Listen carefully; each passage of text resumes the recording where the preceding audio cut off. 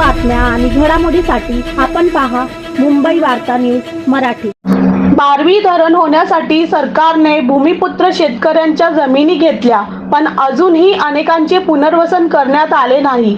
या धरणाचे काम 3 टप्प्यात झाले असून वारंवार आदेश देऊनही विस्थापितांचे पुनर्वसन न केल्याच्या निषेधार्थ दिनांक 29 फेब्रुवारीला ठाणे MIDC कार्यालयावर धडक मोर्चा काढण्यात आला। हा धडक मोर्चा वागले एस्टेट मॉडेल चेक नाका येथे पोलीस प्रशासनाकडून अडवण्यात आला। त्यानंतर पोलीस प्रशासनाने बारवी धरण प्रकल्पग्रस्त शिष्टमंडळ यांना घेऊन MIDC उपजिल्हाधिकारी तथा प्रादेशिक अधिकारी सुनील भुताले यांच्याशी विविध मागण्यांसंदर्भात संवाद साधला।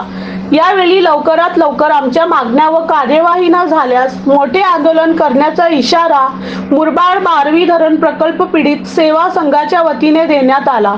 तसेच बारवी धरण प्रकल्प पीडित सेवा संघ मुरबाड यांनी सादर केलेल्या मागणीमध्ये प्रकल्पग्रस्तांच्या मुलांना नोकरीत समाविष्ट करून घेणे, धरण बाधितांना 100% मंजूर झालेल्या अनुदानापैकी उर्वरित 50% अनुदान तातडीने मिळावे, तसेच जमिनीची मोजणी करून त्याचा मोबदला वने संज्ञा असलेल्या जमिनीची नुकसान भरपाई तातडीने मिळावी, या प्रकल्पग्रस्त गावातील 2012 ते 2016 पर्यंतच्या ज्या घरपट्ट्या आहेत त्यांची मोजणी करून भरपाई द्यावी, प्रकल्पग्रस्त गावे महसूल गावे म्हणून घोषित करून स्वतंत्र ग्रामपंचायती जाहीर कराव्या, 12वी प्रकल्पग्रस्तांच्या कार्यालयासाठी मुरबाड MIDC प्लॉट क्रमांक 15 व 16 तातडीने मागण्या मंजूर करून मिळावेत, अशा विविध मागण्यांचे निवेदन MIDC उपजिल्हाधिकारी तथा प्रादेशिक अधिकारी सुनील भुताले यांना देण्यात आले।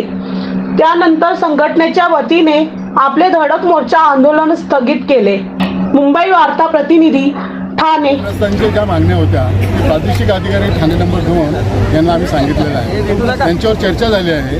त्या चर्चेमध्ये ज्या ज्या मागण्या आहेत म्हणजे प्रकल्पग्रस्तांच्या मुलांना नोकरी संदर्भात असेल, ज्या जमिनी भूसंपादित झाल्या नाही त्यांचा पेमेंट संदर्भात असेल, ज्या गावातील कानोळ असेल, मानुली असेल, तोंडलीपाडा इथल्या मुलांच्या जो अन्याय झालेला नोकरी संदर्भात ती चर्चा असेल। या सर्व मागण्यासंदर्भात त्यांच्याबरोबर चर्चा झाली आहे आणि सकारात्मक चर्चा झालेली आहे। निश्चितपणे त्याला न्याय मिळेल। विशेष करून पिण्याच्या पाण्याची सुविधा ज्या गावामध्ये नाही त्या गावामध्ये पिण्याच्या पाण्याची सुविधा करावी अशी आम्ही त्यांना सांगितलेलं आहे। ते सुद्धा कार्यकारी अभियंता माननीय युक्ती साहेब यांनी कबूल केले। 7 तारखेला ते व्हिजिट करणार आहेत आणि ज्या गावाला पिण्याच्या पाण्याची व्यवस्था आता टंचाई आहे त्या गावाला तात्काळ टँकर पुरवला जाईल अशी त्यांनी आम्हाला सांगितलेलं आहे। आणि निश्चितपणे आमच्या संघटनेची जी ताकद आहे ती निश्चितपणे फार मोठी आहे आणि जर आम्हाला काही न्याय इथे असं वाटला मिळणार नाही तर निश्चितपणे हे आम्ही अंधेरी हेड ऑफिस किंवा मात्र आझाद मैदानावर सुद्धा आम्ही जाऊ शकतो, कारण आमची संख्या फार मोठी आहे। प्रकल्पग्रस्ताचं दुःख हे प्रत्येकाला माहीत असते आणि प्रकल्पग्रस्तांना ज्या जमिनी आम्ही ज्यांनी संपादित केलेल्या आहे त्याचा मोबदला लवकरात लवकर मिळावा ही याच्यावर सुद्धा चर्चा झालेली आहे। बारवी प्रकल्प पीडित संघटनेचा, बारवी प्रकल्प पीडित संघटनेचा मी आज जी चर्चा केलेली आहे त्याच्यावर जर चर्चा साधेबाधे चर्चा होऊन आता कारण 12 तारखेपासून आचारसंहिता लागू होणार आहे, पण आचारसंहितेच्या या काळावधीमध्ये निवडणुकीच्या काळामध्ये बराचसा मार्गी लागेल असा आम्हाला आशा आहे। परंतु जर याच्यावर मार्ग लागला नाही तर 1 जून या दिवशी आम्ही बारवी धरण नीचेवर आम्ही जलसमाधी सगळेजण प्रकल्पग्रस्त घेणार आहे आणि याची दखल शासनाला निश्चितपणे घ्यावं लागेल हे आज या निमित्ताने सांगू इच्छितो। 1970 साली 1984 दुसरा टप्पा आणि तिसरा टप्पा 1999 साली या ठिकाणी करण्यात आला।